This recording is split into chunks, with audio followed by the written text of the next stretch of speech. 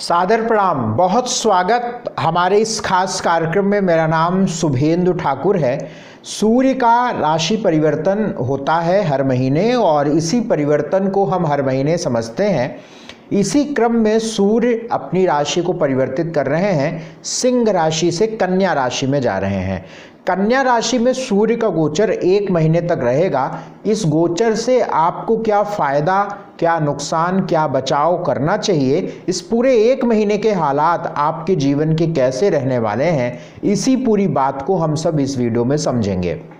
देखिए, सूर्य 16 सितंबर 2024 को सिंह राशि से निकलकर कन्या राशि में जा रहे हैं। रात में 7:43 पर, शाम को 7:43 पर सूर्य 5वीं राशि सिंह से निकलकर 6ठी राशि कन्या में प्रवेश करेंगे और यहाँ पर ये 1 महीने रहेंगे 17 अक्टूबर तक। और 17 अक्टूबर के बाद सूर्य तुला राशि में प्रवेश करेंगे। तुला राशि सूर्य की नीच राशि होती है, लिहाजा अब सूर्य 1 महीने तक नीचारोही रहेंगे, यानी नीच में जाने वाले रहेंगे। यानी 17 अक्टूबर से 17 नवंबर तक सूर्य नीच के रहते हैं। अब ऐसे में हम बात आपसे 16 सितंबर से 16 अक्टूबर की कर रहे हैं, है ना। तो ऐसे में सूर्य कन्या राशि में रहेंगे, यानी 1 महीने के बाद नीच के जाएंगे, तो इसी को हम नीचारोही कहते हैं। तो कन्या राशि में सूर्य का क्या परिणाम मिलेगा हम सभी को, इसको बड़े विस्तार से हम समझते हैं। 2 बात समझते हैं। सूर्य अभी तक शनि के सीधे 180 डिग्री के प्रभाव पर थे, यानी शनि की सीधी दृष्टि सूर्य पर पड़ रही थी। अभी सूर्य शनि की दृष्टि से हट गए हैं और कन्या राशि में चले गए हैं। कन्या राशि में पहले से कौन बैठे हुए हैं? केतु। तो सूर्य और केतु का ग्रहण दोष यहाँ पे बन जाएगा। यद्यपि इसी समय पर शुक्र और बुध का भी गोचर कन्या राशि में रहेगा। शुक्र का संभवतः 19 या 23 सितंबर तक रहेगा और फिर बुध भी इसी दौरान पे आ जाएंगे। तो यहाँ पे शुक्र का भी गोचर रहेगा कुछ दिनों तक और फिर सूर्य बुध का आदित्य योग भी यहाँ पे बनेगा। तो ये सारी बातें हमारे आपके जीवन को कैसे प्रभावित करेंगी, इसको बहुत विस्तार से समझेंगे। सूर्य मान सम्मान प्रतिष्ठा है। सूर्य का सीधा संबंध हमारे सरकार से है, सरकारी नौकरी से है। यदि आपकी कुंडली में सूर्य अच्छा है तो निश्चित तौर पर आपको सरकारी नौकरी मिलने की या सरकार से फायदा मिलने की प्रबल संभावना रहेगी। पिता का कारक सूर्य होता है, हड्डियों का कारक सूर्य होता है, आंखों के कारक सूर्य होते हैं। आपका रुतबा या किसी भी क्षेत्र में आपकी पहचान एक सूर्य के द्वारा होती है। अगर आपका सूर्य मजबूत है तो निश्चित तौर पर आपका एक प्रतिष्ठा, एक सम्मान उस क्षेत्र में निश्चित तौर बनेगा। बातें बहुत सारी होती हैं, मैं मेन मुद्दे की बात करता हूं और सूर्य का जो राशि परिवर्तन है वो कैसे परिवर्तन हमारे आपके जीवन में लाने वाला है, इसको समझेंगे। या जो राशिफल मैं आपको अभी बताने वाला हूं, इसे आप अपनी लग्न पर समझिएगा, यानी आपकी जो लग्न राशि हो उस पर समझिएगा। इसके साथ साथ चंद्रमा जिस राशि में बैठे हों उस राशि को भी आप समझिएगा, तब आप हमारे परिणामों को निश्चित तौर पर अपने जीवन से जोड़ पाएंगे। नाम आदि को बिल्कुल आप वैल्यू मत करिए, नाम आदि का कोई फल नहीं होता है। 10-20% नाम राशि का फल होता है, उसको हटाइए। आप अपनी चंद्र राशि यानी कुंडली की चंद्रमा की राशि या लग्न राशि, इन दोनों पर आप समझ सकते हैं या एक पर समझ सकते हैं। सबसे पहले हम आपसे मेष राशि की बात करेंगे। मेष राशि वालों के लिए सूर्य 5वें घर के मालिक होते हैं। 5वां घर बुद्धि का होता है, संतान का होता है, एजुकेशन का होता है, प्रेम का होता है, पेट का होता है। और सूर्य 6ठे घर में जा रहे हैं केतु के साथ। 6ठे घर में सूर्य केतु का जो युति होगी, इसे हम बहुत अच्छी युति नहीं मानेंगे, बिल्कुल नहीं मानेंगे भाई। पंचमेश रोग भाव में जा रहा है, यानी 5वें घर का मालिक रोग भाव में जा रहा है, तो पेट की परेशानियां देगा, संतान का स्वास्थ्य खराब करेगा, एजुकेशन में रुकावट देगा, एजुकेशन में पढ़ाई में मन नहीं लगेगा, लव प्रेम आदि का जो जीवन है आपका वो थोड़ा डिस्टर्ब होगा। और 5वें घर से जब 6ठे घर में केतु सूर्य के साथ होगा तो यहाँ पे हड्डियों को, आंखों को लेकर भी अच्छा नहीं होता है। सूर्य का 6ठे घर में बैठने का 2 फायदा होगा। एक तो जो लोग कंपटीशन दे रहे हैं किसी भी तौर पर, किसी भी चीज का कंपटीशन, वो एक अच्छा प्रदर्शन करेंगे, या यूँ कहें कि उनके अंदर एक अच्छा जोश, एक अच्छी एनर्जी देखने को मिलेगी। यानी प्रतियोगिता करने वाले लोग, चाहे कॉम्पिटिटिव एग्ज़ाम दे रहे हो या किसी भी तौर पर कोई ऐसा एग्ज़ाम है, तो उसमें आप अपने आप को अच्छा प्रदर्शित करेंगे। एक फ़ायदा तो होगा यहाँ पे। दूसरा फ़ायदा यहाँ पे ये होगा कि अगर आपका कोई कोर्ट कचहरी, मुकदमा, पुलिस थाना, कोई ऐसा मामला कुछ है और आप घर से पुलिस थाना जा रहे हैं, कोर्ट कचहरी जा रहे हैं, किसी भी तौर से आपका कोई काम है, तो इस 1 महीने में आपको लाभ मिलेगा। यानी वहाँ पर भी आपका काम अवश्य बन जाएगा, आपकी सुनी जाएगी और आपके फेवर में चीज़ें जाएंगी। ये 2 फायदे यहाँ पे होंगे, अन्यथा अन्य तो फायदे तो मुझे तो नहीं दिखते हैं। सूर्य की दृष्टि 12वें भाव में पड़ रही है, वहाँ पर राहु जाके बैठे हुए हैं, तो ये रात की नींद डिस्टर्ब करता है, मन को भ्रमित करता है। यह महीना यानी 1 महीना जो सूर्य का गोचर का है, ये आपके लिए फलदायी रहे, अच्छा रहे, इसके लिए एक उपाय बताता हूँ। भगवान सूर्य को जल प्रतिदिन दीजिए और 3 मिनट गायत्री मंत्र का जप करिए, इससे फायदा होगा। अगली राशि वृषभ राशि। वृषभ राशि वालों के लिए सूर्य 5वें घर में प्रवेश कर रहे हैं। चौथे घर के मालिक सूर्य होते हैं। सुख भाव, माता के कारक होते हैं, माता के मालिक होते हैं। चौथे घर के मालिक होते हैं सूर्य।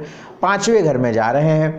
अब 5वें घर में सूर्य का जाना वृषभ राशि वालों के लिए ठीक है, बुरा तो नहीं है, क्योंकि पंचम भाव त्रिकोण भाव में सूर्य गए हैं। 5वें भाव में सूर्य को हमारा अनुभव है बहुत अच्छा फल मिलता है। हमने जितने लोगों के सूर्य के 5वें भाव में बैठने को देखा है, मतलब आप समझिए 99% लोग सरकारी नौकरी में हैं। ये अनुभव है। अगर 5वें घर का सूर्य है तो हाई स्कूल पास व्यक्ति है और फिर भी सरकारी नौकरी में है। मेरी खुद की दादी जो है, उनकी कुंडली के 5वें घर में सूर्य बैठा है, बुध के साथ वृषभ लगन है, और वो ज़्यादा बहुत एजुकेटेड नहीं रही हैं, लेकिन बहुत अच्छे स्केल पे गवर्नमेंट जॉब में रही हैं। तो अब आप समझ लीजिए कि 5वें का सूर्य, हमारे बहुत जानने वाले लोग हैं, है ना, उनकी भी कुंडली में 5वें भाव में सूर्य है। कुछ क्लाइंट्स हैं, उनके भी 5वें, और सभी सरकारी नौकरी में। तो कहने का मेरा आशय क्या है, 5वें घर में जब सूर्य होता है तो सरकार से लाभ अवश्य मिलता है। तो अगर आपके कोई सरकारी रुके काम है तो इस समय पे पूरे कर लीजिए, है ना। प्रतिष्ठा को लेकर, मान सम्मान को लेकर यहाँ पर सूर्य अच्छा फल देगा। आपके कई काम भी बनेंगे और आपको फायदा होगा, इसमें कहीं कोई दो राय नहीं है। और बुध के साथ सूर्य की युति भी होगी, तो ये भी बहुत अच्छी बात है। यहाँ पर सूर्य की युति केतु के साथ होगी, तो थोड़ा सा माता के स्वास्थ्य का ख्याल रखिएगा। घर, भूमि, जमीन में कुछ आप कोई फैसले ले रहे हैं, थोड़ी सावधानी रखिएगा। बाकी तो सब सही लगता है। वृषभ राशि वालों के लिए यह सूर्य का गोचर अच्छा फल देगा, इसमें कहीं कोई दो राय नहीं है। बढ़िया फल देगा, अच्छे फल मिलेंगे आपको, तो अच्छी बात रहेगी। अगले 1 महीने आपको जम के प्रयास मेहनत करना चाहिए। उपाय क्या किया जाए यहाँ पे जिससे हर चीज़ अच्छी रहे? माँ भगवती की उपासना आप करते रहें। तीसरी राशि यानी अगली राशि मिथुन राशि की बात। मिथुन राशि वालों के लिए सूर्य चौथे घर में प्रवेश कर रहे हैं, तीसरे भाव के मालिक होते हैं। सूर्य का चौथे घर में प्रवेश बहुत अच्छा है, बहुत अच्छा है, इसमें कहीं कोई दो राय नहीं। तीसरे भाव से चौथे घर में सूर्य जा रहे हैं और सूर्य की दृष्टि कर्म भाव पर पड़ेगी। निश्चित आपके करियर में बेहतर स्थिति देखने को मिलेगी, क्योंकि अभी सूर्य और बुध की युति भी यहाँ हो जाएगी चौथे घर में, और सूर्य बुध दोनों आपके कर्म को देखेंगे, तो आपके करियर में एक बेहतर हालात देखने को मिलेगी। पहली बात, चौथे घर में जब सूर्य होंगे तो प्रतिष्ठा को लेकर, मान सम्मान को लेकर, स्वास्थ्य को लेकर भी एक अच्छा प्रभाव पड़ेगा। तो चौथे घर में सूर्य का लगभग चीज़ें अच्छी रहेंगी। केतु है चौथे घर में, सूर्य के साथ केतु है, तो ऐसे में माता के स्वास्थ्य का ख्याल रखिएगा। बाकी चीज़ें शुभ हैं, स्वास्थ्य को लेकर, करियर को लेकर, प्रतिष्ठा को लेकर, मान सम्मान को लेकर। उपाय क्या कर लिया जाए जिससे आपको अच्छे और परिणाम मिलें? गणेश भगवान की उपासना करते रहें। ओम गंगणपतये नमः, इस मंत्र का प्रतिदिन आप जप करके अपने काम की तरफ जाया करें। अगली राशि कर्क राशि। कर्क राशि वालों के लिए सूर्य जो है वो तीसरे भाव में जा रहे हैं।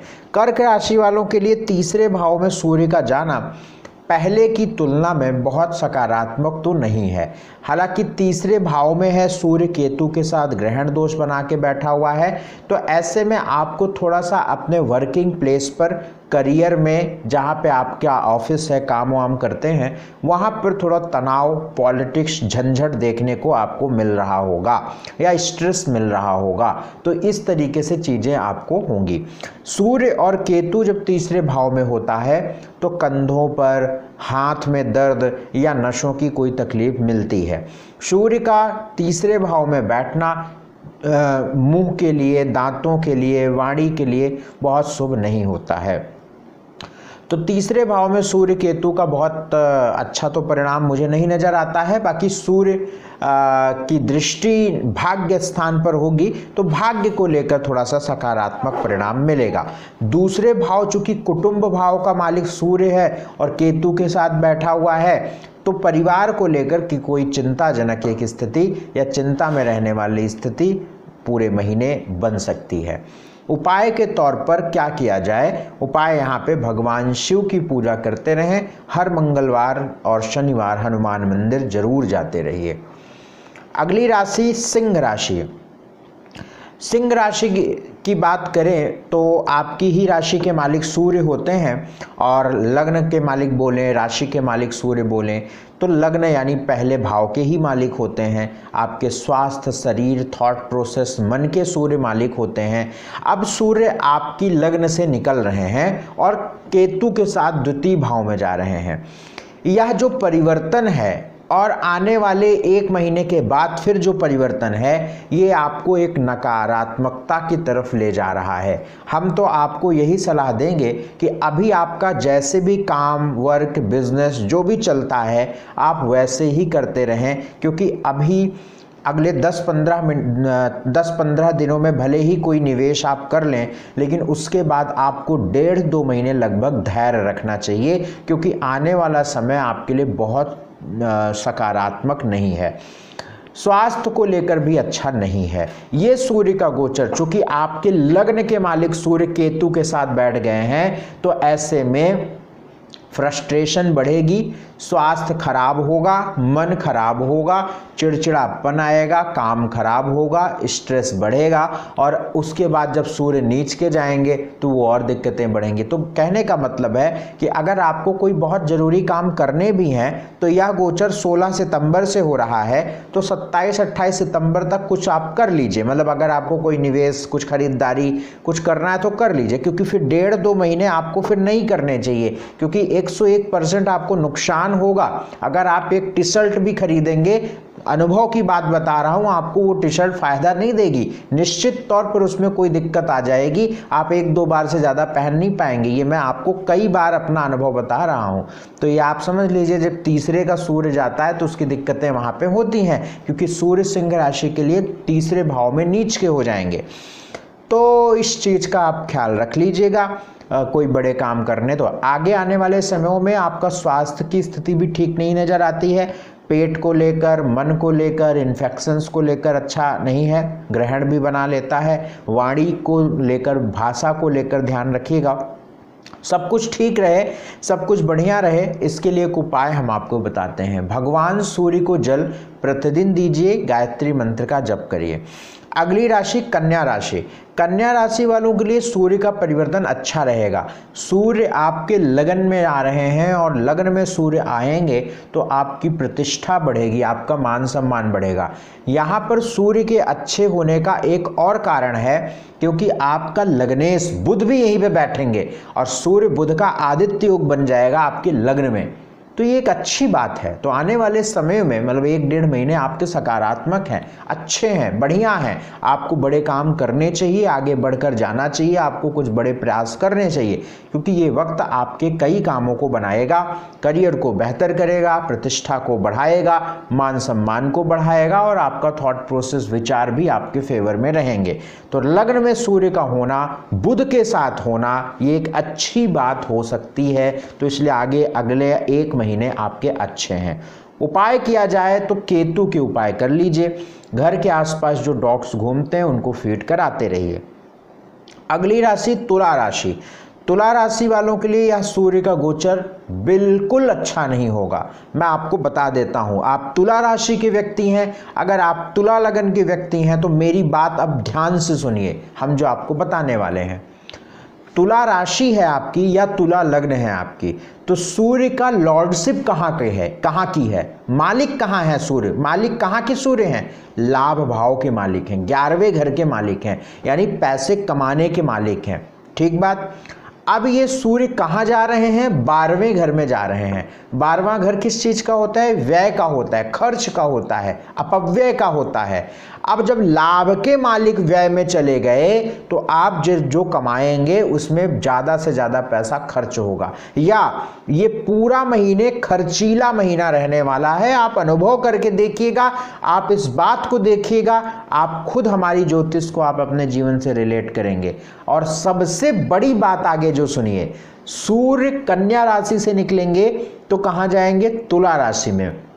तुला राशि मतलब आपकी राशि, और आपकी राशि में सूर्य क्या हो जाते हैं, नीच के, यानी डिबलेटेड हो जाते हैं। यानी आपकी राशि में, आपकी लगन में जब नीच के आएंगे तो ये लगभग 15 नवंबर तक की स्थिति 16 सितंबर, यानी सितंबर अक्टूबर, लगभग 2.5 महीने का जो समय है, 2 महीने का जो समय है, आपके लिए बिल्कुल सकारात्मक नहीं है। खूब खर्च वाला महीना है, परेशानियों वाला महीना है। कोई नोटिस, कोई एलिगेशन, कोई प्रतिष्ठा की हानि, कोई झगड़ा झंझट, रात में बहुत देर तक जागेंगे आप, नींद आपको रात में बहुत मुश्किल से आएगी।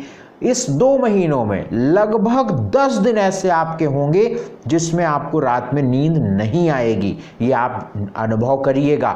2 महीने की बात मैं 16 सितंबर से लेकर 16 नवंबर तक की बात बता रहा हूँ। 16 अक्टूबर के बाद जब सूर्य नीच के जाएंगे तो मैं उसका एक अलग वीडियो तब बताऊंगा। मैं आपको एक आगाह कर रहा हूँ चीज़ों को। फिर भी हमारी बात को बहुत ध्यान से समझिए। आगे एक और बात, शुक्र तुला राशि में प्रवेश करने वाले हैं, इसका भी वीडियो मैं बहुत अच्छे तरीके से बना के डालूंगा। मैं आपको एक सलाह देता हूं, अगर आपको कोई बड़े ज़रूरी काम करने हैं तो 16 सितंबर से लेकर 15 दिनों के भीतर कर लीजिए, क्योंकि उसके बाद आपको अच्छा समय नहीं मिलेगा। इसी दौरान में शुक्र आपकी राशि में प्रवेश करेंगे, बुध का सूर्य के साथ आदित्य योग बनेगा, तो सूर्य की जो खराब स्थिति केतु के द्वारा ग्रहण में है उसको शुक्र और बुध ये दोनों कंट्रोल करेंगे, तो आपका काम इस वक्त में बन सकता है। तो 16 सितंबर से लगभग 20 दिन मान के चलिए, क्योंकि 20 दिन लगभग रहेगा सूर्य और बुध का अच्छा प्रभाव। तो आप 20 दिनों तक आप अपने कोई बड़े काम कर लीजिए, उसके बाद आप 16 नवंबर तक कोई मौका नहीं पाएंगे, जहां हाथ लगाएंगे आपको नुकसान हो जाएगा। तो इस बात को आप समझ लीजिए। मैं आपको तुला राशि तुला लगन की बात बता रहा हूं। अब बातें तो बहुत सारी हैं, हमारे वीडियोस को देखते रहिए, हम बताते रहेंगे। फिलहाल अभी उपाय हम आपको बताते हैं। उपाय क्या करना चाहिए, उपाय यहाँ पे करना चाहिए, भगवान सूर्य को जल, गायत्री मंत्र का जप करते रहिए। घर के आसपास जो डॉग्स घूमते हैं, स्ट्रीट डॉग्स, उनको फीड कराते रहिए और नॉनवेज मत खाइएगा। अगली राशि वृश्चिक राशि। वृश्चिक राशि वालों के लिए सूर्य का गोचर 11वें घर से होगा। ठीक है, सामान्य है, 11वें घर में सूर्य का गोचर ठीक रहेगा। कर्म भाव के मालिक सूर्य हैं, कर्म भाव पर अभी तक चल रहे थे, ये ट्रांजिट ज़्यादा अच्छा था। अब सूर्य 11वें घर में प्रवेश कर रहे हैं तो ये ट्रांजिट सामान्य है, काम बनेंगे, धन आएगा, फाइनेंशियली ठीक रहेंगे, क्योंकि यहाँ पे सूर्य और बुध की युति भी बन जाएगी। तो 11वें घर के मालिक 11वें घर में जाएंगे तो फाइनेंशियली आगे 1 महीने आपके बढ़िया हैं। आगे अगले 1 महीने की अगर हम बात देखें तो चीज़ें अच्छी हैं। पिता के स्वास्थ्य में सुधार को लेकर, क्योंकि अभी तक पिता के मालिक सूर्य पर शनि की दृष्टि थी, अब शनि की दृष्टि हट जाएगी तो एक अच्छा एक जिसको कहते हैं कि इम्प्रूवमेंट रहेगी काम को लेकर, करियर को लेकर और पिता को लेकर। चीज़ें सामान्य हैं, चीज़ें ठीक चलेंगी, बशर्ते मंगल चूँकि आपकी राशि के मालिक हैं और उनकी स्थिति बहुत ख़राब है, इसलिए स्वास्थ्य को लेकर बहुत ध्यान रखिएगा। अगर आपकी वृश्चिक लगन है या वृश्चिक राशि है तो मेरी जो समझ ज्योतिष की कहती है, अगर आप ये वीडियो अभी देख रहे हैं तो लगभग 10 मतलब ये मानकर चलिए कि सितंबर में आप देख रहे हैं तो ये मानकर चलिए कि लगभग 3-4 सितंबर से कुछ हेल्थ की समस्याएं आपको परेशान कर रही होंगी। 3-4 सितंबर से अभी भी, है ना, 3-4 सितंबर से आपको हेल्थ में क्या परेशान हो रही होगी, जैसे शरीर में आपकी खिंचाव या शरीर में आपको पेन, दर्द, या शरीर जो है ना, आपकी बॉडी जो है ना वो रिलैक्स नहीं होगी एकदम, है ना। पेट को लेकर कोई ना कोई डाइजेशन की प्रॉब्लम चल रही होगी, है ना, ब्लड रिलेटेड कोई ना कोई दिक्कत चल रही होगी। तो यानी कुल मिलाकर स्वास्थ्य को लेकर बहुत बढ़िया अनुभव आप नहीं कर रहे होंगे और आने वाले समय में भी अभी स्वास्थ्य आपका खराब ही रहेगा। स्वास्थ्य अच्छा रहे इसके लिए उपाय हम बताते हैं। भगवान सूर्य को जल दीजिए और हर मंगलवार शनिवार हनुमान मंदिर जाइए। अगली राशि धनु राशि। धनु राशि की यदि हम बात करें, सजिटेरियस की बात करें, तो धनु राशि वालों के लिए देखिए सूर्य का गोचर आपके कर्म भाव से होगा। ये गोचर अच्छा है, बढ़िया है, कहीं कोई दिक्कत की बात नहीं है। करियर को लेकर अच्छा प्रभाव पड़ेगा, करियर बेहतर होगा। और चूंकि बुध भी यहाँ पे होंगे तो अगले 1 महीने आपके काम, करियर, बिजनेस, व्यापार, वर्किंग प्लेस, प्रमोशन, इन सब के लिए बहुत सही वक्त है, बहुत बढ़िया वक्त है। तो धनु राशि वालों के लिए भी जो सूर्य का गोचर है सकारात्मक है, फलदायी है, अच्छा फलदायी है, बढ़िया है। तो अगले 1 महीने आपके अच्छे हैं। स्वास्थ्य का ध्यान रखिए क्योंकि आपका लग्नेश रोग भाव में है। बाकी सूर्य के द्वारा मिलने वाली चीजें, भाग्य को लेकर सब कुछ बढ़िया है। उपाय के तौर पर भगवान सूर्य को जल गायत्री मंत्र का जप करिए। मकर राशि वालों के लिए बताएं, सूर्य का गोचर नवम भाव से है। मकर राशि वालों के लिए भी बढ़िया गोचर है। अष्टम का मालिक है हालांकि, लेकिन नवम पे सूर्य जा रहा है। 9वें घर में सूर्य जो है अच्छे परिणाम देता है। 9वें भाव में, 10वें भाव में बहुत अच्छा परिणाम सूर्य का होता है। तो भाग्य को लेकर, प्रतिष्ठा को लेकर, मान सम्मान को लेकर एक अच्छे परिणाम निश्चित मिलेंगे। काम, रुके हुए काम भी आपके पूरे होंगे और एक बढ़िया स्थिति आपकी बनेगी। रोग भाव में मंगल का गोचर चल रहा है, तो इस समय पर थोड़ा सा जिसको हम कहते हैं आप कंप्लेन का सामना करेंगे। चाहे आप बिजनेस कर रहे हैं, आपका कोई व्यापार है। अच्छा, आप हमें ये अनुभव थोड़ा बताइएगा, हमारा भी रिसर्च चलता रहता है। आपकी मकर लग्न हो या मकर राशि हो तो आप कंप्लेन देख रहे होंगे। आप कोई कंप्लेन का मतलब समझ रहे हैं, कोई नोटिस, कंप्लेन। आप कोई मिठाई की दुकान चलाते हैं तो आपका ग्राहक कंप्लेन करेगा कि भाई मिलावट है, ठीक नहीं है। आप कोई और काम करते हैं तो एक कंप्लेन की, नहीं मज़ा नहीं आया, आपकी कंसल्टेशन ठीक नहीं थी। आप सब्ज़ी का काम करते हैं तो भाई आपका सब्ज़ी ठीक नहीं था, आप खराब सब्ज़ी रखते हैं। इस तरीके का कंप्लेन आप फेस करेंगे अगले 1-1.5 महीनों में। तो आप ये थोड़ा सा ध्यान रख के चलिएगा। बाकी माता के स्वास्थ्य का बहुत ध्यान रखिएगा और इस वक्त में कोई भूमि, जमीन, गाड़ी, घर से संबंधित निर्णय मत लीजिएगा, नुकसान होगा। उपाय कर लीजिएगा, हनुमान जी की उपासना करिएगा आप, और गेहूं का दान रविवार को करना है। अगली राशि कुंभ राशि। कुंभ राशि वालों के लिए सूर्य 8वें घर में प्रवेश कर रहे हैं। 8वें घर में सूर्य का प्रवेश किसी भी रूप से मैं अच्छा नहीं मानता हूँ। बहुत सारे अनुभव 8वें घर के सूर्य के किया है, मैंने देखा है, हमेशा नेगेटिव परिणाम लोगों को मिला है। 8वें घर में सूर्य जब जाता है तो 8वां घर, एक तरीके से हम ये मानते हैं कि 8वां घर आपके घर का वो कमरा है जिसमें लाइट रहती ही नहीं है, प्रकाश आता ही नहीं है, एकदम अंधेरा कमरा है वो। कभी कभी आप कोई लाइट लगाए हुए हैं, स्टोर रूम जैसा है, कि कभी जलाया और हमेशा लगभग अंधेरा ही रहता है। तो अष्टम भाव अंधेरा है और सूर्य क्या है, उजाला है। तो 8वें घर में सूर्य का गोचर अच्छा नहीं होगा। सूर्य कहाँ के मालिक हैं, पत्नी भाव, 7वें घर के मालिक हैं। अष्टम में गया तो पार्टनरशिप में, पत्नी को लेकर, पत्नी के स्वास्थ्य को लेकर, दाम्पत्य जीवन को लेकर यहाँ पे दिक्कतें देखने को मिलेंगी। 8वें घर में जब सूर्य होंगे तो मान सम्मान, प्रतिष्ठा की दिक्कतें होती हैं।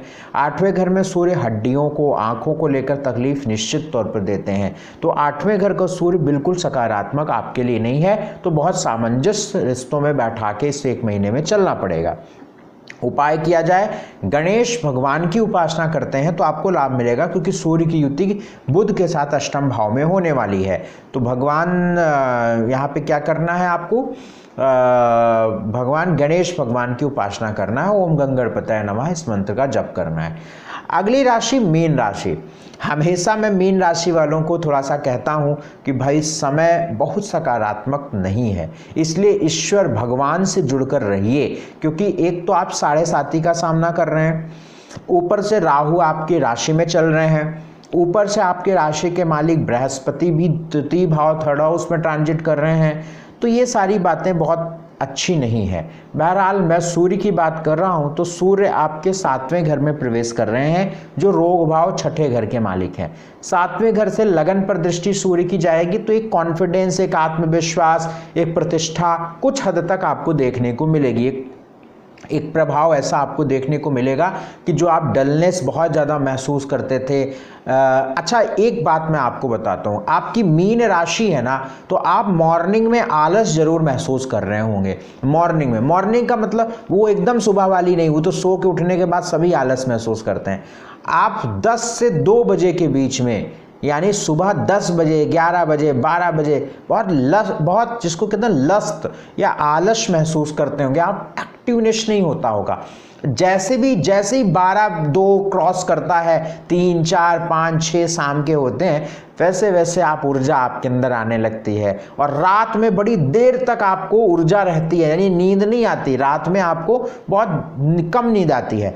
अब अगर ये बात है तो आप कमेंट में लिख कर बताइए, नहीं है तो भी लिख कर बताइए। अरे अपनी प्रतिक्रिया तो दो यार, सिर्फ काम अपना बनाने के चक्कर में ना पड़ो, सिर्फ हमारा भी थोड़ी रिसर्च में सहयोग करो। तो ऐसा होता है या नहीं है? होता है, ये आप जरा हमें कमेंट में करके बताना, ठीक है?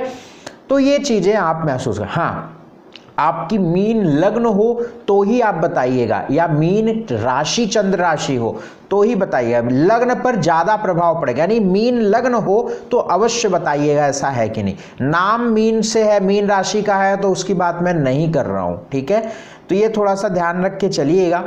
7th हाउस में सूर्य जाने पर प्रतिष्ठा, कॉन्फिडेंस, आत्मविश्वास बढ़ता है, लेकिन 7वें घर में सूर्य होने से दाम्पत्य जीवन को नुकसान पहुंचता है।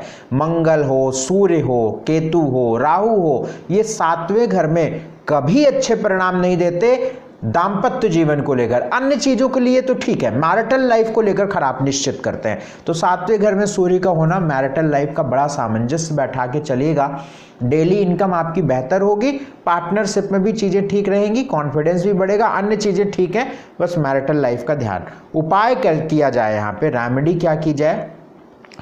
ओम ब्रह्म बृहस्पतये नमः, सॉरी ओम ब्रह्म बृहस्पतये नमः, इस मंत्र का जप करिए आप कम से कम 108 बार प्रतिदिन। नॉनवेज मत खाइए, गौशाला में गायों को भोजन देते रहिए, है ना? इतना काम आप करिए, इससे लाभ मिलेगा। तो ये है मेष राशि से मीन राशि तक सूर्य का गोचर का प्रभाव। अपनी कुंडली दिखवानी है और विश्लेषण करवाना है तो आपके स्क्रीन पर नंबर है, इस नंबर पर व्हाट्सएप मैसेज करके बेहतरीन ढंग से आप विश्लेषण करा सकते हैं, हम आपसे बातचीत करेंगे। बहुत शुक्रिया, बहुत धन्यवाद हमसे जुड़ने के लिए, हमारा कार्यक्रम देखने के लिए। नमस्कार।